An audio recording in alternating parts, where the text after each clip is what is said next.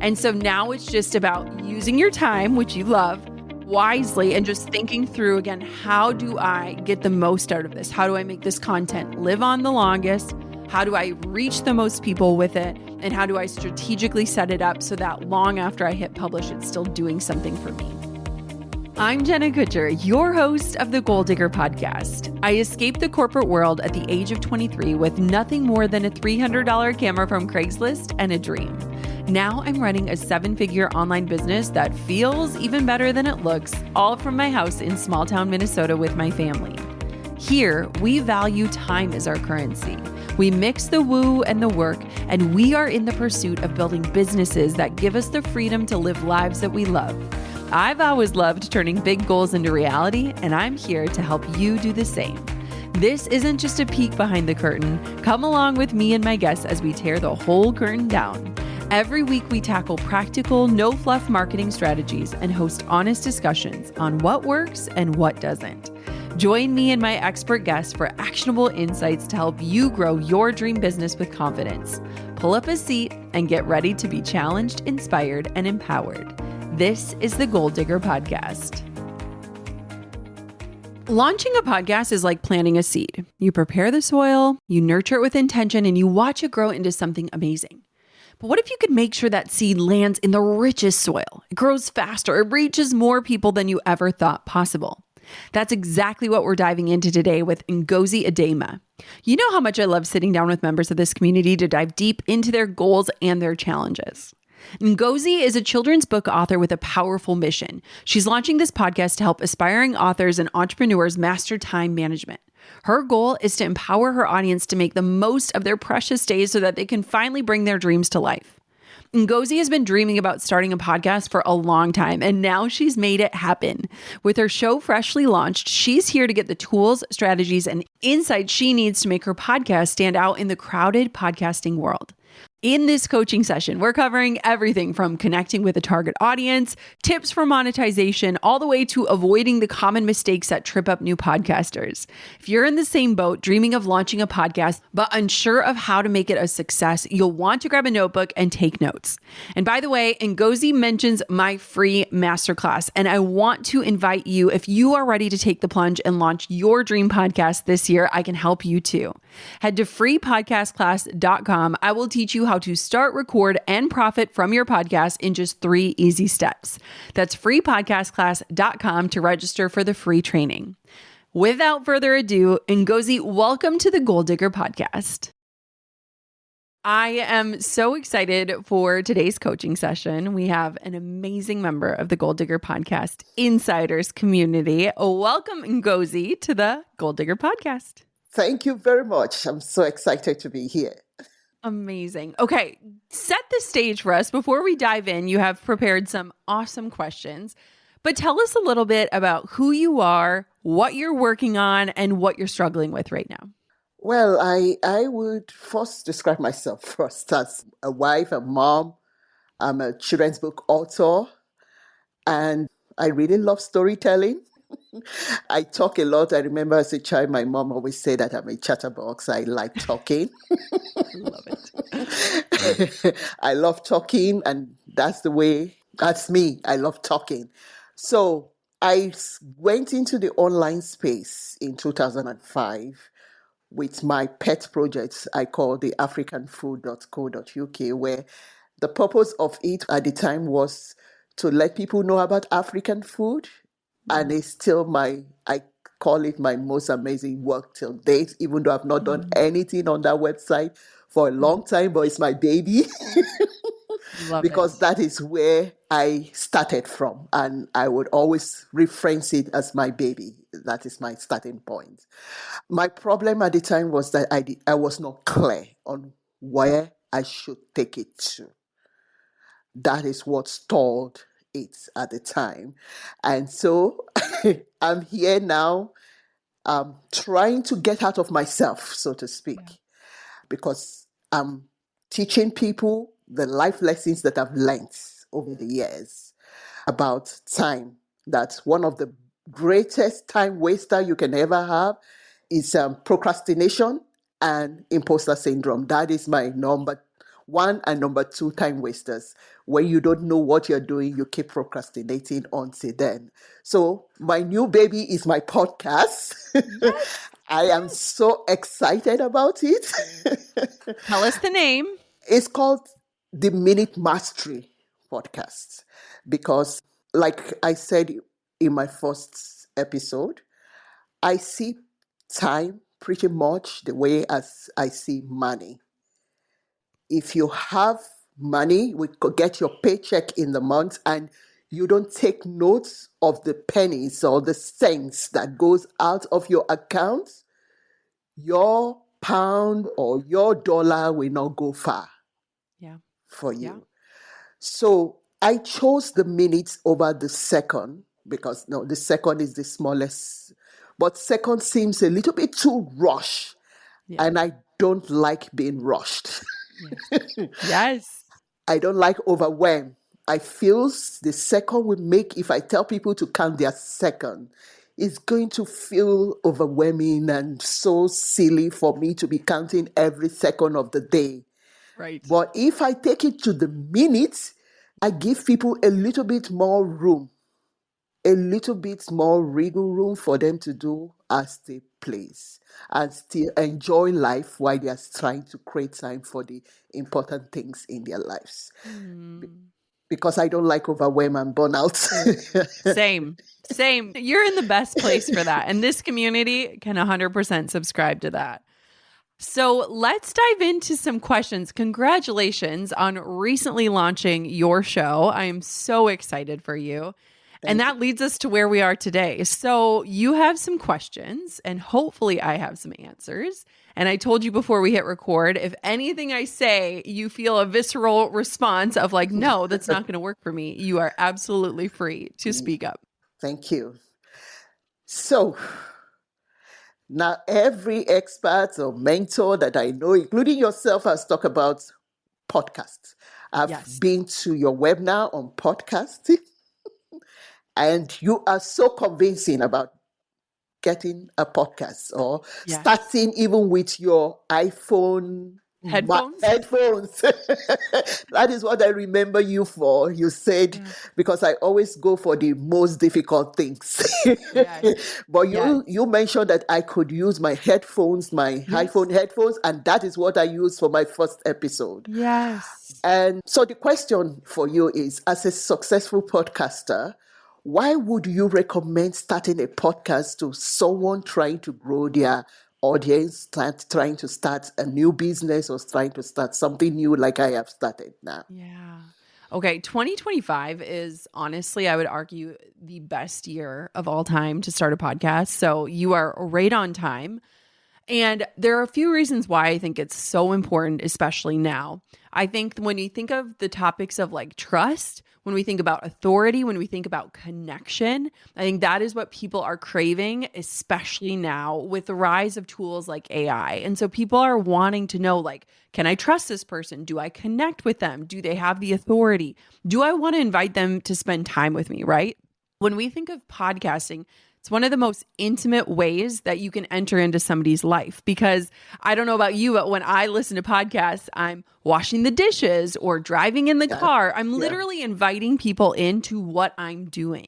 Yeah. And so I think it's incredible. But when we look at the stats, podcasting is growing faster than any other channels. So when we look at where creators are going, it is to podcasting. And I think there are a few different reasons. One, it allows you to have a much deeper connection with your audience. And so we've kind of been trained as content creators on this like churn and burn mentality of like quantity over quality when it comes to social media. Because I don't know about you, but it's like every 10 posts, one of them will do good, right? And so Yeah. it's like become this volume game that I think a lot of us are frankly tired of and a lot of us can't keep up with. And so when we think of actually connecting, it's impossible to connect with somebody in a 6-second reel, right? Of like, here's one thing to know. Like if I think of your subject matter, there is no way you could really explain how time is our currency and how where we're spending it matters the most in a short caption. It just doesn't connect as deeply. And so what I think is amazing is that podcasting allows you to poise yourself as an expert, Share the stories around how you've learned what you've learned or the lessons that life has taught you, and keep it super conversational. And I've had so many different mentors, and I use quotes in my life that literally don't even know I exist, but they've mentored me through podcasts, right? I can tune in and listen to health experts, parenting experts, business experts, life experts, and I'm getting mentored by them with incredible information for free through my phone. And so I feel like that connection and that exposure piece is absolutely huge. Another thing that I think is so amazing is that it's hard to prove your authority and why you are to be trusted through social media, because there are a bajillion people who might talk about the same topics that you do. But when you share the stories around them, which you said at the very beginning, I am a storyteller. I drove my mom crazy with my stories. You get to weave in those stories. And there's so much research around how people actually remember stories so much better than they remember facts. And I think that social leads us to take that quick out of like, here's a quick fact that will catch your attention and hook you in. But the stories are what people actually remember, and the stories are what build trust. The other thing that I think is so awesome about podcasting is it is this evergreen marketing tool, meaning somebody could go back and listen to an episode I recorded 3 years ago and still get value out of it and still get invited into my ecosystem in a deeper way. Whereas with social media, nobody's scrolling back 3 years to see a post I created. Those posts are living and dying so fast. And as someone like you who cherishes their time and who treats time as your currency, winter is finally loosening its grip, but our skin is feeling the effects. Dry, tight, flaky. It's the worst. As the seasons shift, so should our skincare, and that's why I'm obsessed with Osea's TikTok famous Underia Algae Body Butter. This isn't just any moisturizer. It is rich and deeply nourishing, but it melts in instantly. I'm talking no greasy residue, just soft and happy skin. And the scent of it, it is a bright, refreshing blend of grapefruit, lime, and mandarin. Pro tip, I keep my Osea body butter right next to our shower. As soon as I dry off, I slather it on to lock in the moisture and my skin stays soft all day. I've even caught Drew sneaking some. Osea uses powerhouse ingredients like Underia seaweed and ceramides, the kind of things that are usually reserved for high-end facial products, because your skin deserves that level of TLC. Treat yourself to clean, clinically tested skincare from Osea. And right now we have a special discount just for our listeners. Get 10% off your first order site-wide using the code GOLDDIGGER at OseaMalibu.com. That's OSEA Malibu.com and use the code GOLDDIGGER. I bet you didn't start your business to spend your days stressing over things like payroll. Like I've been there before, tax deadlines creeping up, wondering if I filled out something wrong. It is not fun. That's why you've got to try Gusto. Gusto is the all-in-one platform that takes care of payroll, benefits, and HR so that you can actually focus on your business. Whether you're paying W-2s or 1099s, Gusto makes it simple. You can even offer health insurance and 401k options that work for nearly any budget. Gusto automatically files and pays all of your taxes across federal, state, and local levels, so you don't have to cross your fingers and hope that you got it right. Plus, their support team is made up of confident, certified HR experts, so help is always there when you need it. Over 400,000 businesses, including mine, trust Gusto because it's just easy. You set it, forget it, and get back to doing what you love. If you've been putting off getting this part of your business figured out, Gusto's got you. Right now, they're offering 3 months free when you run your first payroll. Head to gusto.com/goaldigger to get started. That's gusto.com/goaldigger. I would argue that it is so much more worthy of an investment of your time to sit down and record something that will live on long past 24 hours and serve people for weeks, months, and years to come. And so from this evergreen standpoint, and the ROI on your time, I would argue that that is so powerful because it's giving you this opportunity to create something that will live on and that will still make sense and add value to somebody's life, whether they find it tomorrow or they find it a year from now. And then the last thing that I think we'll talk about a little bit more in depth throughout this conversation is just the monetization opportunities. There's so much research of how brands are now seeing the power of podcasting in a brand new way. They're shifting a lot of their marketing budgets from influencers into podcasting. They're seeing how podcast listeners really do trust the podcast hosts. And so there are so many different ways you can monetize, which we can talk about. But I think that it's a really beautiful way to either become a business or to extend the business that you already have. And you already have a few offers out there. I don't know if you're planning on incorporating them into your podcast, but regardless of which route you choose, I just feel like 2025 is this era that we're in where authenticity and connection are the key drivers for what we see as business growth. And so it is the ultimate tool to engage your audience, to drive traffic to your offers, and to grow a loyal community. Oh. What do you think? I really love that because I like the way you said that since I value time. Yes. I look at my Instagram account, for instance. I mean, I've not posted for a while, but everything, I put in so much work So much time. and time into Yes. doing those things, and nobody looks at them. Yes. Oh my gosh. I literally just got off of a call with my team and I was just talking about how I was creating all of this content for social to teach people the power of these other methods, right? And I was like, I hate that I need to create this content to convince people that this doesn't work because it is driving me nuts. And I was like, this is so much work to try to get people off of social media onto these other platforms, but this is the only way I can reach them where they're at. And it's exasperating. It's exhausting. I don't know about you, but I'm like, I am tired of chasing trends. Like I don't even have a desire to keep up with what's trending. And so that's where I just feel like podcasting, in terms of like bang for your buck, when we're looking at the buck as your time, it's such a valuable place to be spending it. I'm so happy for you for that. Thank you so much. I like it. And even for social media like Instagram, I don't want to spend so much time on. But I could still take snippets of my podcast and put it on Instagram if I choose to. So it's going to help from everything you've explained. The ROI is... Yes, absolutely. Absolutely. Yeah. So thank you so much for that. You're welcome. Do you have another question? Yes, I do. Let's go. So if you were starting a new podcast with near zero audience, what 3 things would you focus on to succeed and grow your business using your podcast? Okay.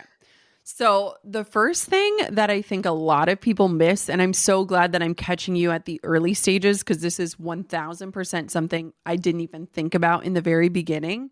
And you actually mentioned this at the beginning of this interview, is when you created your first site, your baby, you weren't super clear on the positioning, right? And so it was maybe more general. And I think a lot of us have had projects that way where we're like, I want this to be for everyone. And then sometimes it turns out that that isn't actually reaching anyone because it's not clear. And so the first thing that I would focus on is clear positioning and keyword optimization. And so let's kind of break that down. So first is thinking of like, who exactly is this for? And one of the things that I think is there's a ultimate fear in a lot of us that we're going to like niche down too hard, right? So people have a fear of like, saving time for busy moms and entrepreneurs. They feel like that's like too tight of a container. But I would argue that the clearer you can get on the positioning and who exactly you're creating it for, the more success you're going to have. And what's interesting is even when we get so clear that way, there are always people who are going to resonate and kind of be on the fringes of that, where they might not fully be the ideal client, but they're still getting value out of it. So clear positioning is number one. The second thing is key optimization. And this is all part of my number one bullet here.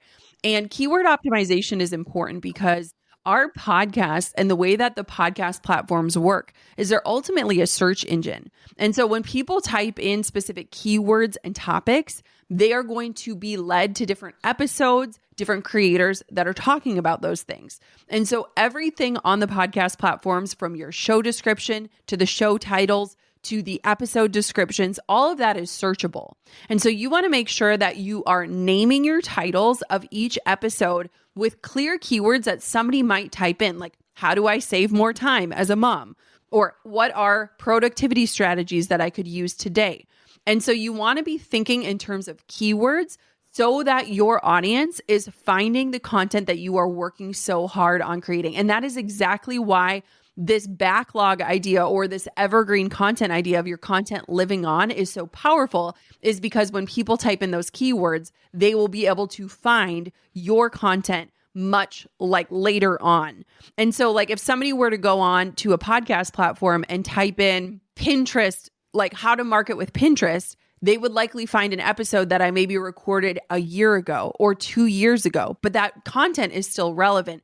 And they would find that because of how I titled it. And so just like if we take the principles of search engine optimization and thinking through of keywords and what our ideal audience is typing into the search bar, that is going to be so advantageous for us as podcasters to leverage those keywords in anywhere that text is found on the platforms. Does that make sense for number one? It does make sense. Yeah. Perfect. Okay. So the second thing that I would focus on is strategic marketing. And you actually kind of already touched on this a tiny bit, but I would figure out how to leverage different channels of where I think my audience is going to be. So you talked about like taking clips from your podcast and sharing them on Instagram. Brilliant. And so you want to think of, where do I already have an audience, even if it is small, and where is my audience hanging out? And so what's beautiful about podcasts and the fact that it's long form content is inside that long form content, there are so many bits and pieces of value that you can derive and turn into different things, whether it's an email for your email list, a pin for Pinterest, Instagram posts, Facebook posts. You can take one podcast episode and slice it and dice it, I would argue 100 different ways, and use that content in other places. And so what's awesome about podcasting is I would argue it's not about creating more content. It's about creating content strategically so that you can repurpose it on different platforms. And so I would really recommend, Ngozi, do you have an email list? I'm growing an email list. I don't have a perfect one, but yes, on my I don't want perfect. Perfect on my doesn't Instagram exist. right now, my main link there is for email collections. Smart. So that's where too, I think that when we're thinking about like business priorities and how to truly get a really good ROI from a podcast, the goal is not just to grow your subscriber base, just as it is not to just grow your Instagram followers. It's to connect with people on those platforms, but then eventually invite them off of the platform and onto a place that you own and can control, which is why I am obsessed with and won't stop talking about email lists, because an email list is an asset you own. And so one thing that I think would be really awesome is if you haven't already, create some sort of free offer that your podcast listeners would absolutely love, whether it's time-saving strategies or different things like a time tracking sheet, since you're obsessed with like tracking their time, and having some sort of freebie where at the beginning and the end of your episode, you could say, hey, I've created this time tracker for you. It's super easy. It's free. All you have to do is go to and then have the link in the description for them. And that way, then you're inviting listeners off of the podcasting platform and onto a place that you own. And so I just think when we think of marketing, especially when it comes to a podcast, we will also want to think in a strategic way of not just how do we grow the show, but how do we do it in a meaningful way? And I would say the most meaningful way is to connect with listeners, offer them free value, and then eventually invite them into a place where you have a bit more control over it. And then the last thing that I would consider is if you want to have guests onto your show, finding people that talk about complementary topics or that are likely serving a similar audience or an audience who would be interested in what you talk about and what you teach about, and kind of sharing audiences in that way, in a beautiful way. And so featuring other voices and then gaining access to their audiences because they're sharing that they were on your show. And so those are the three things that I would think of in terms of the strategic marketing window. Thank you so much. Especially the third one is what I am seriously considering, because I do want guests on my shows. Yes. And but like you said, look for something complementary to what I am doing. So what complementary thing will you suggest for a time management? Yeah. Oh my gosh, there's so many complementary things. Oh my gosh, yes. So that's where too the strategic part comes into play, is I think a lot of times people are like, I just want people with a huge following to come on my show. But if it's not aligned, it's really not going to serve you. And they're likely not going to share it if it doesn't really make sense, right? Yeah. And so from like a strategy standpoint, I would look for people who either can relate and learn from and leverage the tools that you're teaching. So finding people that are busy moms or CEOs or people who struggle with time or people with ADHD who have time blindness and having them come on, which would be amazing.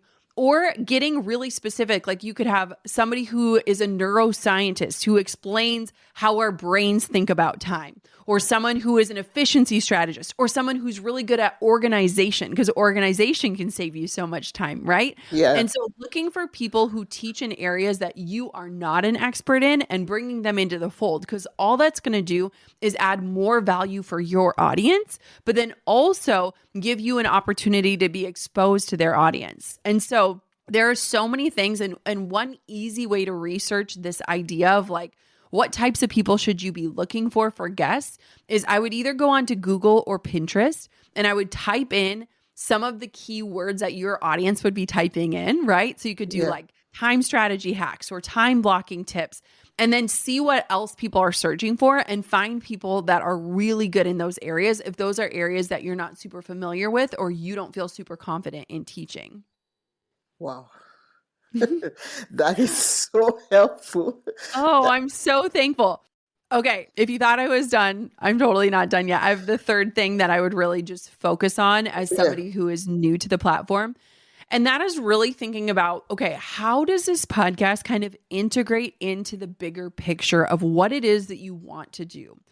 You know, I think that there are some people out there who have podcasts as a hobby. I think that's amazing. But one thing you realize when you get into podcasting is it's more work than you actually think, right? Yes, it takes a lot. Yes, it and does. so thinking through kind of what is the next step for your listener, and you don't have to have a product, a service, or an offer ready, but what would be a potential next step? What would be a future next step? And that's where it's beautiful, even if you don't have that offer yet, to start thinking through what that might be, because then you can start creating those free resources to grow your email list and have people signing up for your list so that whenever you launch whatever is next, you already have a list that you can launch to.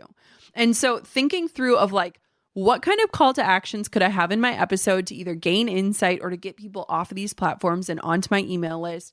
Getting feedback through polls or through emails if you have an email list of asking, what do you want to hear next? Or who are people you want to learn from? Or what is a question you're dying to ask me? And just focusing on staying consistent to build that know, like, and trust factor while you're kind of thinking of the whole ecosystem and how the podcast is going to play into that. And so I would just say the third main thing I would focus on is just what is the business integration so that as you're creating, you know that it's feeding into a bigger picture and it's not just another one of your amazing babies where you're like, I'm giving up so much time, but I'm struggling to connect the dots on like where this is ending, if that makes sense. It does make sense. It does make sense. And you don't want to go through that. Yes. I don't want to go through that nobody again. wants to go through that, right? Like we work so hard and we deserve to get paid for the work we do. And That so I is think so that's true. just a beautiful thing to be thinking through, right? You don't have to have all the answers. You don't even have to know what step C is going to be, but just thinking through like, what would that next step look like and starting to grow, even regardless of if you have that or not. Wow. A lot to think about. Yes. That's why we do this. Yeah. Okay. Do you have another question? Of course I do. The third question is, what is your strategy for monetizing a new podcast in 2025? Okay. So I'll tell this story, and I know that you've heard it because you've been on my training, but I'll tell this story because I just think it's so funny and it illustrates so much about the podcasting space. It's interesting because so many people focus on sponsorship as the number one way to monetize a podcast. And what people don't realize is that a very small percentage of podcasts have the listenership required to be able to have those big name sponsors, right? Yeah. And I think a lot of us, at least I'll speak for myself, I listen to really big shows. So it's very common for me to hear ads to their favorite products or different offers. But we don't recognize that like there are so many hundreds of thousands, millions of podcasts that might not have the listenership yet to get the paid sponsors in. And so if we are only thinking about that method of monetizing, we are doing a disservice to the millions of podcasters who are working so hard to create their podcasts and deserve to get paid, but they need to find a different method. So I share this in the training, but when I first started my podcast, I had a sponsor, Honeybook, who I love and use, and they basically paid so that I wasn't going in the red on my podcast. So I knew I couldn't edit it myself. And basically they covered the expenses of my podcast, but I made basically $0. And it was a really great strategy at the beginning because I just wanted to start my podcast as a total experiment. But about 6 months in, Drew and I had signed up for this meal delivery service, HelloFresh. We loved them, and they had solved the biggest marital spat of our lives, which is every single night, what are we having for dinner? That is like my least favorite question of all time, especially now that I have kids. And so I went on to my podcast and I recognized that HelloFresh had this very simple share with your family and friends link. I had already shared it with my family and friends. They had taken advantage of all the offers, and I had a bunch of different offers from HelloFresh. And so I talked about it in one of my episodes super organically and said, this episode should be brought to you by HelloFresh because it solved this marital spat. If you're very busy like we are, you might love this. And I dropped the link.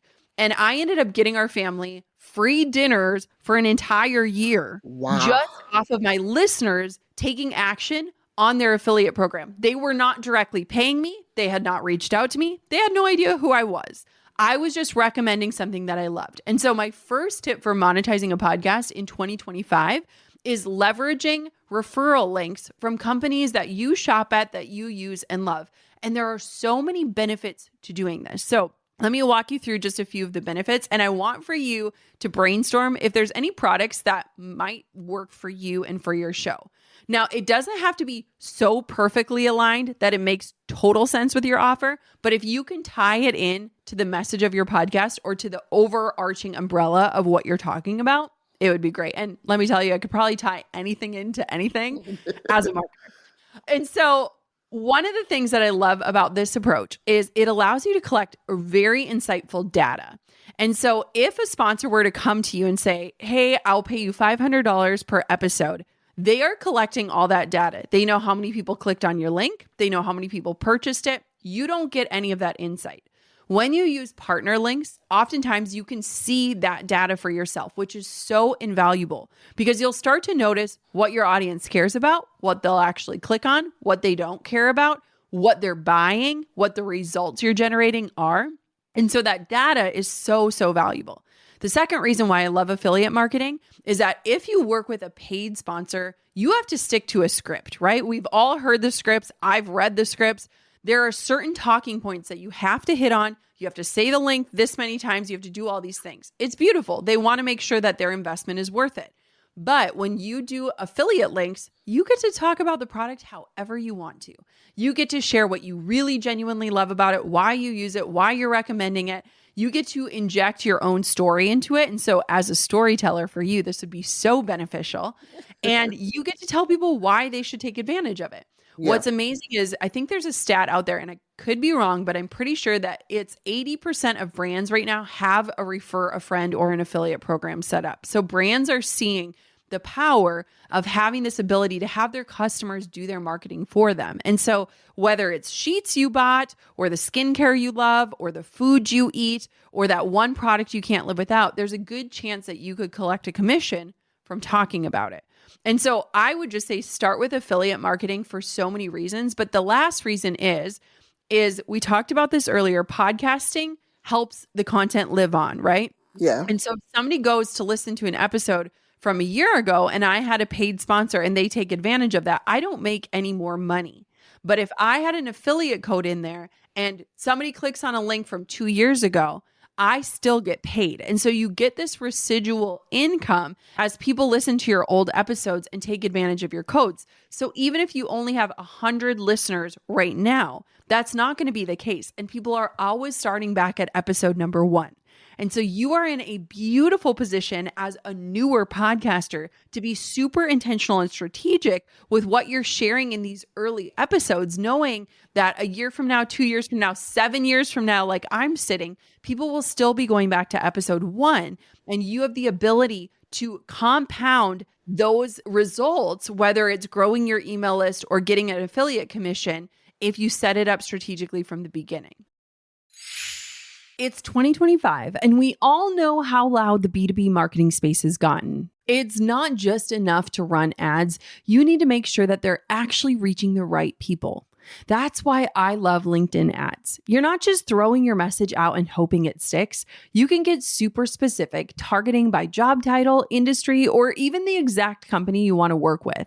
There are over 130 million decision makers and 10 million C-level execs on LinkedIn. These are the people who can actually say yes to your offer.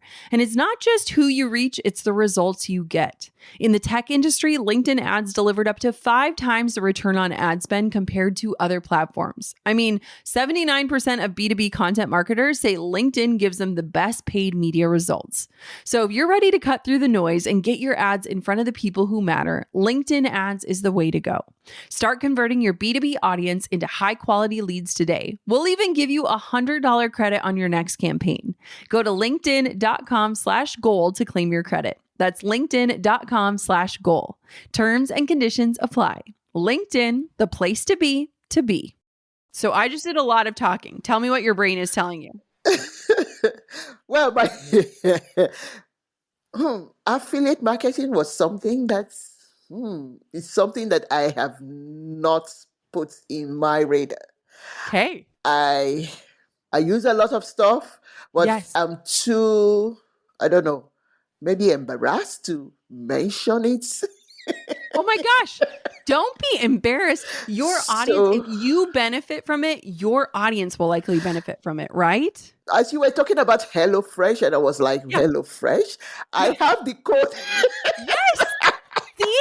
And listen, think about this. You could so easily record an ad for your show and say, how much time a week do you spend meal planning, ordering DoorDash, trying to prep your meals, realizing you forgot ingredients, going to the store, all of these different things. You could position that so easily in this realm of saving yourself time and ultimately saving yourself money. Like, tell me any product and I could position it for your I podcast know. because that's what we do. Do you know what I mean though? It's kind of like my next episode is on delegating and outsourcing. Amen. Okay. I want to hear your HelloFresh refer a friend code. And that episode, I am recommending that people should delegate things like even meal prep. Yes. Yes. It is already there. I've recorded the show. Yes. So here's what I want you to do. So if you've already recorded the show, I want you for you to sit down right after this conversation and I want for you to record a 60-second thing where you say, hi, I'm going to interrupt myself here, but I just want to let you know about this product that I love. And then you can say, my meal was brought to you by HelloFresh. I have this amazing refer a friend's code. If you buy a box, you'll save $40 or whatever their promo is. All you have to do is click the link in this show description to take advantage of it and drop it in there. And that's it. Wow. It's so easy. It feels silly, but what's beautiful about it is that if you even made a list, and one thing that I think is helpful is kind of how you were talking about auditing your money and how people, can pay attention to pennies, is maybe even look back on the last 30 or 60 days of just things that you've bought or subscriptions you paid for that are worth it to you. And just look and see if they have referral programs and then try to weave in just one offer per episode that makes sense that you can weave it in. And people, if it is something that you genuinely love and that it's helped you or supported you or that you would tell your girlfriend about, people love hearing about it. And it's a very small price to pay as a listener to listen to something like that. It doesn't take away from their value, right? No, it doesn't. Yeah, we are like solving half of the world's problems in this call. That is so true. Because even this last point you just talked about, saving pennies and all, subscriptions is one of the main things that most of us keep subscriptions that we don't really use. Or subscriptions that are now outdated. So then you want to get Rocket Money, which is a great app that literally shows you all of the apps. Seriously, you could try, I love Rocket Money. This is not a paid ad. This is what I talk about. But literally, there are so many different tools that help people implement what you're already talking about on your show. So it's almost a disservice to not include those into your episodes if it's something that you trust. Yeah, because a lot of times people take the information, but they don't actually implement it, right? They don't take it into action. So if you give them the next step that they need to take in order to put it into application, you're also solving another problem for them, which is amazing. Wow. I love it. Thank you so much. This is getting me thinking. Yes, good. So okay, do you have another question? I do. Okay. How can I effectively promote my podcast to stand out in a crowded market? Okay. First off, I think every market is crowded. So I would argue everything, like anyone that's doing anything, there's probably a million other people doing it, which I think is awesome because it's proof of concept and it's beautiful. And one thing I want to remind people of, especially when it comes to the podcasting space, is that podcast listeners listen to podcasts, plural, right? Yeah. I don't just tune into one show a week. I tune into like 10 different shows a week. And so what's beautiful is it feels a lot less of a competitive environment and more collaborative and community based, where we recognize that people listen to so many different things. And so if a scarcity mindset is impacting you from feeling like, how do I stand out in a crowd? I just want to invite you to think of it in a different way, because there are listeners who listen to a little bit of everything every single week. And so it's not like you have to be the one person and the one voice that they hear. And that's what you need to market yourself to be.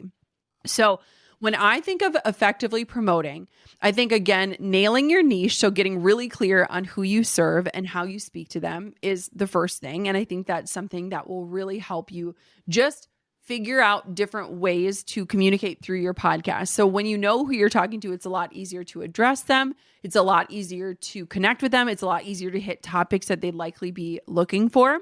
The second thing would be going back to that first thought that I had of leveraging SEO. So just thinking of those keywords, those search bars. And again, go on to Pinterest or Google and even just start typing in like time management and see what pops up, because there will be a guided search function where it'll show you like what other people are typing in. So it could be like time management for busy moms, time management for entrepreneurs, time management for people with ADHD. And that can help you brainstorm different topics and ideas that you want to cover on your show. But again, making sure that your episode titles have keywords that people might be searching for. Also looking at repurposing content. So if you have not kind of figured out a flow or how you want to take the podcast and then repurpose it on different platforms and in different ways, I would challenge you to kind of figure out some sort of plan. So for example, when we do my show, that show, we take the outline of the show and we clean it up and we make it into show notes. So that goes onto my blog. So that's another long-term place that's serving. We also take my show and we put pins on Pinterest that point to that episode. So we create 10 different pins that go into Pinterest. We take clips of it and we turn it into reels for Instagram. We post about it in Facebook. We have our Facebook community. Now, I am in all the places because I am not the person that is doing all this. I have one team member who helps me do this, and I've been doing it for a long time. And so it doesn't need to be this crazy robust strategy, but I want for you to be thinking about, how do we make this content live on? How do I repurpose it? How do I maybe take one of the key points from this episode and share it to my email list so that they get value and they want to tune in? How do I take the second key point and create an Instagram post out of this? And just thinking more from a standpoint that is longevity and less of the churn and burn mentality that I think we're all burnt out by. Yeah. And then just thinking too about collaboration. And so I know that you've stuck to solo shows, but you're open to collaboration. And so just thinking through, who would be a few dream guests? You don't have to have this format where every other week is a guest. You don't have to have this like very rigid framework, but when it makes sense and when you find somebody who's a great fit, how do you collaborate and how do you get the most out of that collaboration? Like when they come on your show, would they agree to share that interview on their social media or with their email list? Or could you do an Instagram live the day the episode airs and you have a conversation? So you get exposed to their Instagram followers and vice versa, and you get to kind of guide people to that episode. And so thinking through that spirit of collaboration, even collaborating with your listeners. We recently set up a phone line where our listeners can call in to ask a question, and then I can answer their question on the air. And so collaboration doesn't just have to be with creators. It can also be with your community. And I'm so excited about that because I'm like, that just adds a whole new dimension to the podcast where I get to answer real people's questions and not just read them and say like, Carissa wants to know, blah, blah, blah, blah, blah. It's actually Carissa's voice saying, hi, I'm Carissa from Michigan. And my question is, and so thinking of just different ways to collaborate can also be really huge. And so I just think, showing up consistently and showing up at all is the biggest step, and you're already over that hurdle.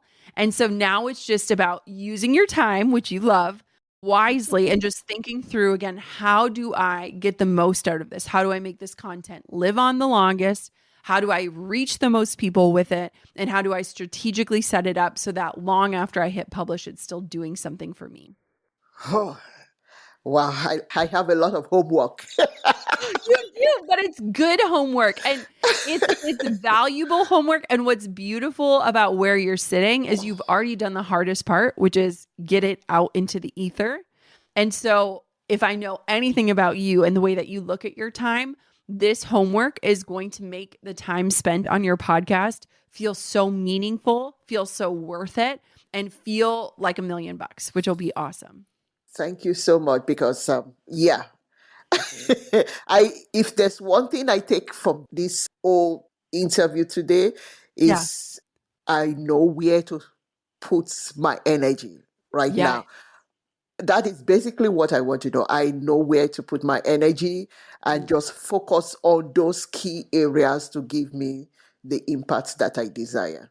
Yes. Amen. I think we have one final question. Okay, so drop it for me and we'll rock this out strong. So, what are common mistakes new podcasters make, and what can Yeah. I do? What can other new podcasters do to avoid these mistakes? Because it's very common for us to make mistakes when we're starting something new. Yes. Oh, still common for me to make mistakes too. The first thing is I would just say consistency. And so get really clear on what you can commit to and don't overcommit. I think a lot of times when we get a new idea, we get so excited and we're like, yes, of course, I'm going to publish 5 days a week. And then it's like 2 weeks in, you're like, what did I agree to? This is never going to work. And you quit, right? And so I would say start super simple. So for me, it was 1 episode a week at the very beginning. And then once I had that system down and some of the things that we talked about today of just figuring out, how does this pour into the ecosystem? How do I get people off of the podcast? What are the strategic moves that I can make to make this really worth it? Then I added a second episode per week. And so I would say start super simple, start small, and just be consistent and grow that consistency muscle. And this goes for anyone out there, not just podcasters. Being consistent and showing up consistently changes how you show up, changes what you believe about yourself, changes everything. And so getting really consistent is the first thing. The second thing, and the mistake that people always make, is overcomplicating the tech, right? And you talked about this, like you were like, I was so overwhelmed. And then you talked about just iPhone headphones and you're like, I got that. I can do this, right? And even to this day, I was literally talking to one of my best friends yesterday, and she's had a podcast for almost a decade. And she was talking about changing her whole setup and all these things. I was like, don't get so consumed in what it looks like and what equipment you're using that you forget about the message. Like it is something that we will fight no matter what, because we love to add complexity. And so I would just say, do not overcomplicate the showing up that is required. And even last year, this was something I shared about in my year-end review, but we had been trying to do YouTube and like go bigger on the video component. And I hated it. I hated thinking about what I looked like. I hated thinking about having to look at the camera perfectly. I hated thinking about where my microphone was positioned. It just took away why I love podcasting, which is that you can just talk. And so if you get prone to overcomplication, keep it super simple so that you just stay consistent. Because I think a lot of times overcomplicating is just an excuse to put us into analysis paralysis, which is an excuse for us to not show up, right? The third thing that I would say is a mistake is that people focus only on downloads and like that number, right? And a lot of times, especially when you're starting out, it can feel discouraging. It can feel slow. It's not overnight. And I had somebody reach out the other day and they were like, I've been podcasting and I've only gotten 500 downloads. Like, should I quit? And I was like, 500 is a lot. Like that is a lot of people's lives you're touching. And 500 will turn into 5,000 quickly if you keep showing up and delivering value and telling them to share this content with a friend, right? Yeah. And so do not obsess over downloads and things like that. Obsess over your consistency, the things you can control. And when you control your controllables, people are going to come and they're going to bring friends. And that leads me to my final thing is a mistake that we make is that oftentimes we're so obsessed with saying, like, make sure you subscribe, make sure you leave a review, like all of these different things. But if we really want our show to grow, we should ask people to share it with a friend. And that is how we actually grow the community and we get our content more out there. And I think that's a very simple ask, is like, if this episode helped you, if you learned something new, or if you want to talk about this with someone in your life, share this episode with a friend and just let them know why they should listen to it.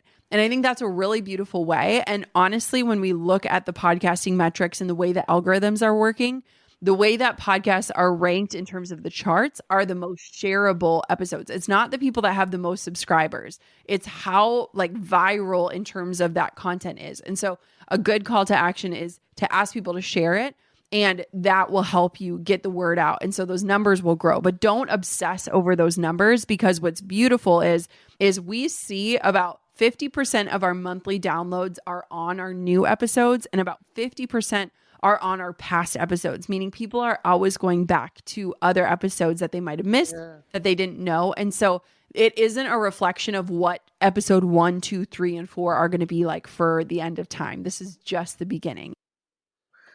That is my call to action should be tell people to share the podcast. Yes. Don't focus on the subscribe or review, because I worry about those. Yes. And you can absolutely still say that. And I still will include it in like every other episode, but it's not the main metric. And it's also really not how it grows. Right. And so I think that it's a very beautiful call to action to share. And I think too, when I really just think about the meaning of life and like how we move through it, we want to have deeper conversations with our friends, and sharing a podcast episode is a really beautiful way to introduce a new topic, to learn something new together, to have something to converse about, to agree or disagree. And so I think it's just a really beautiful way to encourage people to build their community and to connect with the people that they love in their life.